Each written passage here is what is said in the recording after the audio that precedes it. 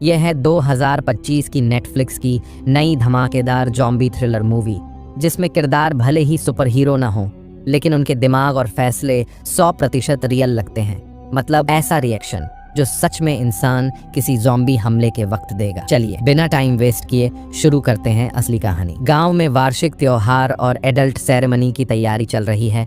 सरपंच ने अपने आंगन में बड़ी दावत रखी है। इसी बीच पुलिस वाला रहमान, जो पेट्रोलिंग के बहाने निकला है, मौका देखकर अपनी गर्लफ्रेंड रोमा को प्रपोज करने का सोचता है। उसने रिंग भी तैयार रखी है, लेकिन तभी चीफ का कॉल आ जाता है। एक जगह से अवैध पटाखों की डिलीवरी पकड़ी गई है, तुरंत पहुंचो। रहमान मजबूर होकर रिंग वापस जेब में रखता है और रोमा से माफी मांगते हुए चला जाता है। उधर रहमान के जाते ही एक कार अचानक भीड़ में घुस जाती है और तब तक नहीं रुकती जब तक सड़क किनारे खड़ी पिकअप से नहीं टकरा जाती। सरपंच दौड़कर घायल लोगों को संभालता है और गुस्से में ड्राइवर को डांटने जाता है, लेकिन जब कार का दरवाजा खुलता है, अंदर बैठा आदमी बुरी तरह कांप रहा होता है और अगले ही पल वो सरपंच पर झपट पड़ता है। सभी के सामने सरपंच को काट डालता है। पूरे गांव में अफरा तफरी मच जाती है। अब कहानी फ्लैशबैक में जाती है 5 घंटे पहले। एक बंद होने के कगार पर खड़ी फार्मा कंपनी ने 3 महीने की मेहनत के बाद एक एंटी एजिंग मेडिसिन तैयार की थी। फाइनल अप्रूवल से पहले लैब डायरेक्टर ने अपने बॉस और एक खास निवेशक को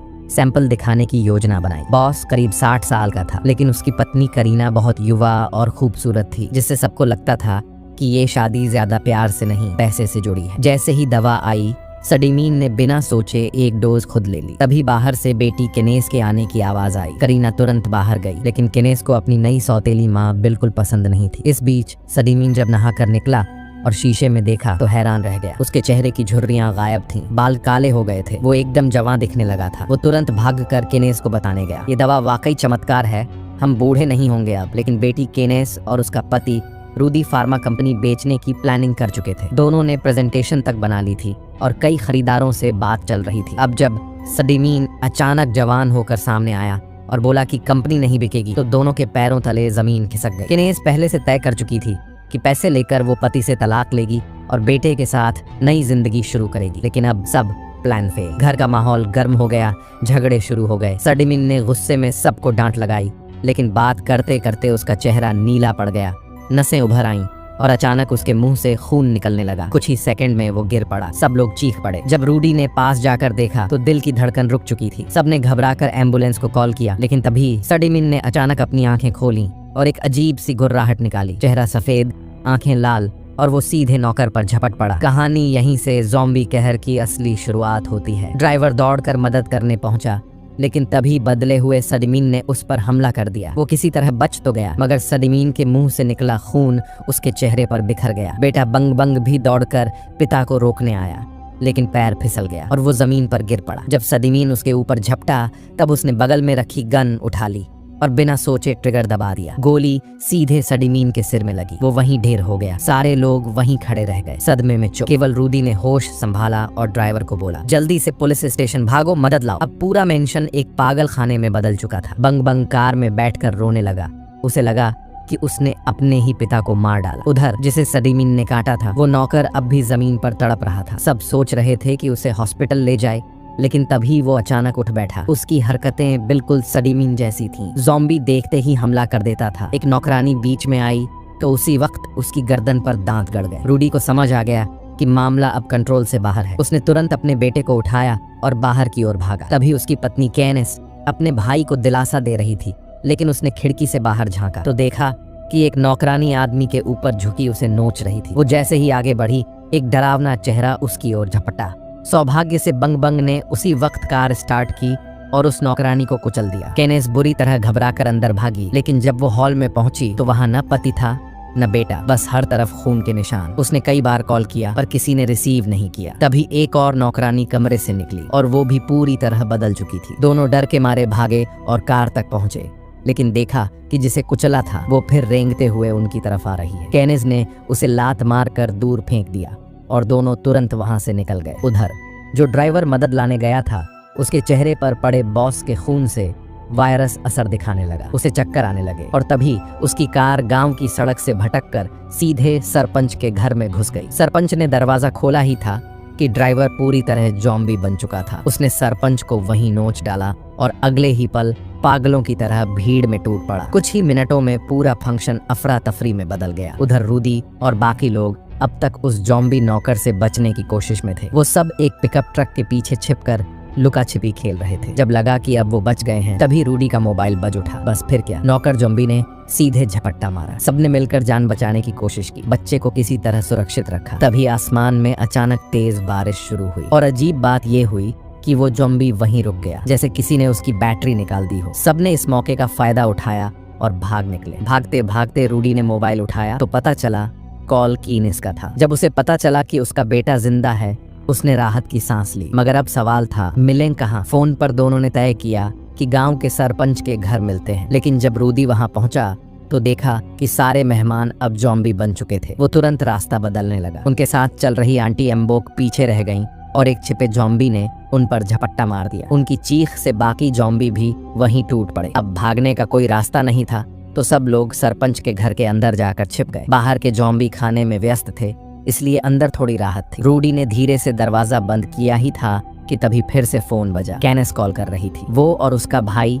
अब गांव के उसी घर के पास पहुंच चुके थे, लेकिन गेट के बाहर 100 से ज्यादा जॉम्बी जमा थे। कैनेस बेटे से मिलने को बेताब थी। उसने रूडी से कहा, अगर तुम मेरी आवाज सुन सकते हो तो कार का हॉर्न बजाओ, मैं यहीं पास हूँ। जैसे ही कार का हॉर्न बजा, बाहर खड़े जॉम्बियों का झुंड ऐसे हरकत में आया जैसे शार्क को खून की गंध मिल गई हो। बड़ा भाई बंग बंग तुरंत इंजन स्टार्ट करता है और गाड़ी लेकर गांव की तरफ भागता है, मगर पीछे से दौड़ते जॉम्बी उसका पीछा नहीं छोड़ते। रास्ते में जो भी गांव वाले मिलते वो सब उनके शिकार बनते जाते हैं। इस बीच सरपंच के घर पर छिपे रूडी और बाकी लोगों पर दबाव थोड़ा कम हो जाता है। वे घबराए हुए बाहर भागते हैं और दूर से एक कार आती दिखती है, वही जो ड्राइवर लेकर गया था। लेकिन अब कार का अगला हिस्सा पूरी तरह टूट चुका था, चलाने लायक नहीं बचा था। रूडी ने सोचा कि पत्नी कैनेस को कॉल करके मदद मांगे, मगर तभी खेतों के बीच से एक जॉम्बी उन पर झपट पड़ा। सब लोग तेजी से भागते हैं और पास में पड़ी एक लकड़ी की झोपड़ी देख उसमें छिप जाते हैं। करीना अपने नाती रेहान को लेकर अंदर चली जाती है,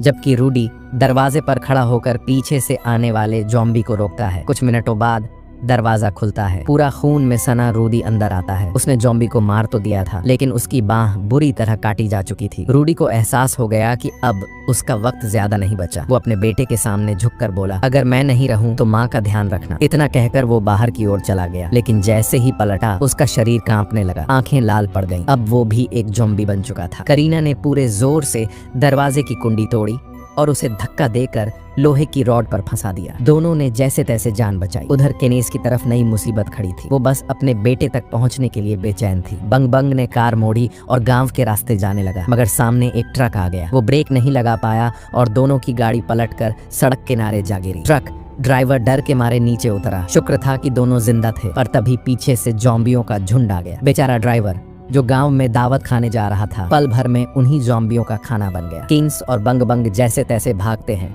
और आगे पुलिस स्टेशन दिखता है। अंदर कुछ पुलिस वाले पकड़े गए पटाखों के केस पर चर्चा कर रहे थे। तभी दोनों दरवाजा धड़ाम से बंद करके अंदर घुसते हैं और चिल्लाते हैं, बाहर जॉम्बी हैं। पुलिस चीफ ने तुरंत अपनी टीम ली और मौके पर जाने का आदेश दिया। बस रहमान को वहीं छोड़ दिया ताकि वो केनेस और उसके भाई का ध्यान रख सके। लेकिन जैसे ही पुलिस टीम उस एक्सीडेंट साइट पर पहुंची, जॉम्बियों का झुंड उन पर टूट पड़ा। ज्यादातर पुलिस वाले वहीं मारे गए। सिर्फ चीफ किसी तरह बचा और फायरिंग करता हुआ पीछे हटा। इसी बीच उस लकड़ी की झोपड़ी में करीना और उसका नाती बैठे थे कि दरवाजे पर किसी के कदमों की आवाज आई। डर के मारे दोनों चुप हो गए, लेकिन दरवाजा खुला और अंदर आई रोमा, रहमान की गर्लफ्रेंड। पता चला वो उसी घर की मालकिन थी और सरपंच की दावत से किसी तरह भागकर यहाँ तक पहुंची थी। उसने फोन मिलाया रहमान को, लेकिन उधर से कॉल अचानक कट गया। दरअसल रहमान का बॉस यानी पुलिस चीफ जॉम्बियों से किसी तरह निकलकर उसी झोपड़ी तक आ पहुंचा था।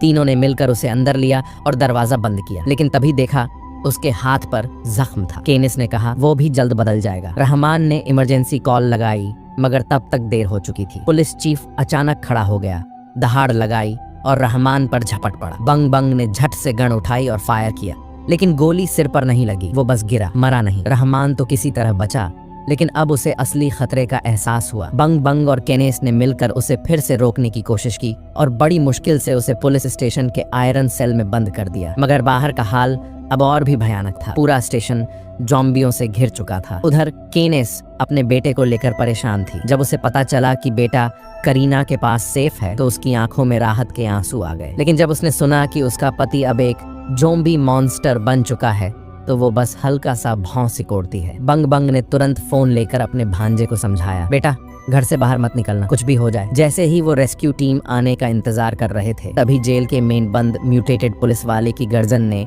आसपास के सारे ज़ॉम्बीज को आकर्षित कर लिया। रहमान ने दरवाजे को मजबूती से पकड़ लिया ताकि कोई अंदर न घुसे। उसी वक्त वॉकी टॉकी से आवाज आई, हम रेस्क्यू टीम से हैं, हम पहुंच गए हैं। लेकिन कुछ ही सेकंड बाद डरावनी चीखें सुनाई दी और फिर सन्नाटा। पता चला कि रेस्क्यू टीम गांव तक पहुंचने से पहले ही खत्म हो चुकी थी। तीनों के चेहरा उतर गया। वो छत पर चढ़े और देखा चारों तरफ सिर्फ ज़ॉम्बी, जैसे पूरी बस्ती मर चुकी हो। बंग बंग ने ये बुरी खबर कीनेस को बताई और पुराने झगड़े भूलकर उससे कहा, कृपया मेरे बेटे का ख्याल रखना। इधर रहमान को एक आइडिया आया। उसने देखा कि ये ज़ॉम्बी आवाज से बहुत आकर्षित होते हैं। फिर उसे याद आया, हमारे पास तो आतिशबाजी है। उसने एक पटाखा फोड़ा और बूम, सारे ज़ॉम्बी उस आवाज की ओर भाग निकले। पास में ही कुछ बाइक खड़ी थीं। उन्होंने प्लान बनाया कि बाइक से निकलकर करीना के घर पहुंचना है। तीनों ने जल्दी जल्दी आर्मरी से बंदूकें उठाई, बुलेट प्रूफ जैकेट पहनी और बाहर निकले। जैसे ही उन्होंने आतिशबाजी छोड़ी, ज़ॉम्बी दूर भागने लगे।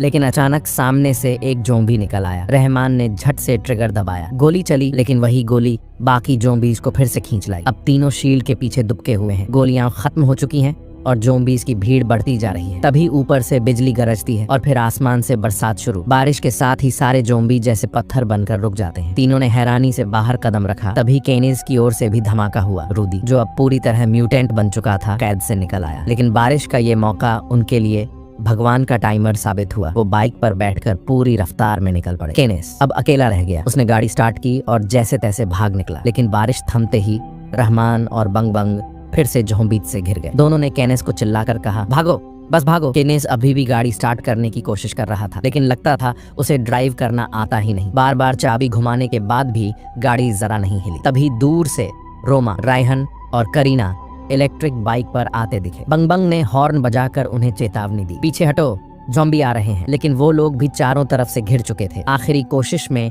बंग बंग ने आतिशबाजी जलाई और धमाके से सारे ज़ॉम्बी दूसरी ओर भाग गए। दिन भर की भागदौड़ के बाद आखिरकार माँ बेटे का मिलन हुआ। लेकिन यह सुकून ज्यादा देर नहीं टिका। आसपास फिर से ज़ॉम्बी जमा होने लगे। सब जल्दी से ट्रक में जा बैठे। अच्छी बात ये रही कि करीना को गाड़ी चलाना आती थी। उसने बिना समय गंवाए एक्सीलेटर दबाया और ट्रक को सीधे ज़ॉम्बी झुंड के बीच घुसा दिया। जैसे ही वो पुलिस स्टेशन पहुंचे, एक नया हादसा हुआ। ट्रक के ब्रेक फेल हो चुके थे। ट्रक सीधा स्टेशन के अंदर जा घुसा। सब किसी तरह बच गए, पर एक की टांग बुरी तरह दब गई। करीना गाड़ी पीछे करने वाली थी कि तभी दीवार तोड़ते हुए ज़ॉम्बी अंदर आने लगे। रहमान ने बंदूक उठा ली और फायरिंग शुरू कर दी, लेकिन ज़ॉम्बी मानो अंतहीन थे। तभी करीना ने देखा कि पीछे का दरवाजा खाली है। सब मेरे पीछे आओ, उसने चिल्लाया। सब लोग पीछे की ओर भागे, पर रहमान को याद नहीं रहा कि एक म्यूटेंट पुलिस वाला अब भी पिंजरे में था। दौड़ते वक्त एक ज़ॉम्बी ने रोमा का हाथ काट लिया। रहमान दर्द से टूट गया। गोलियां चलाता रहा जब तक खुद भी ज़ॉम्बी के नीचे दब नहीं गया। मरते वक्त उसने जेब से एक छोटा सा रिंग निकाला जिसे वो रोमा को देना चाहता था। दोनों ने आखिरी बार एक दूसरे को देखा और मुस्कुरा दिया। उधर बंग बंग की गोलियां खत्म हो गईं। ज़ॉम्बी अंदर घुस आए तो उसने अपनी बहन को चिल्लाकर कहा, भागो केनिस, लेकिन वो भी रुक गई। बंग बंग ने आखिरी दांव खेला। उसने आतिशबाजी जलाई और उसी वक्त ट्रक से पेट्रोल लीक हो रहा था। केनिस बेटे को लेकर भागी और बंग बंग ने ज़ॉम्बी के बीच वो आतिशबाजी उछाल दी। रात का आसमान आग से चमक उठा और पुलिस स्टेशन धुएं और धमाकों में समा गया। केनिस और छोटा बेटा किसी तरह बाइक पर निकल गए, लेकिन रास्ते में केनिस का चेहरा उतर गया। उसे भी ज़ॉम्बी ने काट लिया था। अब वो जानता था कि उसका वक्त आ गया है। उसने बेटे को गले लगाया और कहा, अब तू भाग जा। फिर उसने खुद आतिशबाजी जलाई और ज़ॉम्बियों को अपनी ओर खींच लिया। कुछ ही देर में वो लपटों में गायब हो गया। सुबह होते ही करीना और रायहान गांव से बाहर निकल आए। उन्हें लगा अब सब खत्म हो गया, लेकिन असली डर तो अब भी बाकी था, क्योंकि वो ज़ॉम्बी बटलर भी शहर की ओर निकल पड़ा था। और शहर में एक बड़ा बिजनेसमैन अपने ऑफिस में बैठा सोच रहा था, फार्मा कंपनी के बॉस से अब तक संपर्क क्यों नहीं हुआ। उसके सामने मेज पर वही लाइफ एलिक्सिर की खाली बोतल पड़ी थी, यानी कहानी खत्म नहीं हुई। ज़ॉम्बी वायरस की कहानी तो अब शुरू हुई है। ये थी आबादी नानजाया की पूरी कहानी, जो इस साल की सबसे तगड़ी ज़ॉम्बी मूवी में से एक है। अगर आपने इन्फेक्शन सीरीज देखी है तो ये फिल्म आपको जरूर पसंद आए।